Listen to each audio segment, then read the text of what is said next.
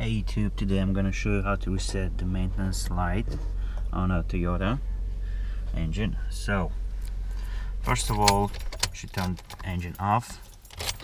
Put the key in the first position, which is accessories. Hold this button and at the same time turn the key one more position, which it means it's gonna be on position.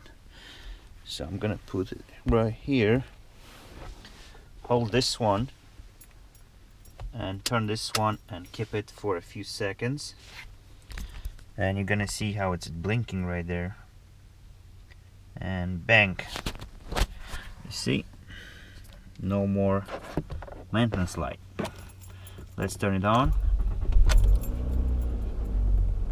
That's it. Peace.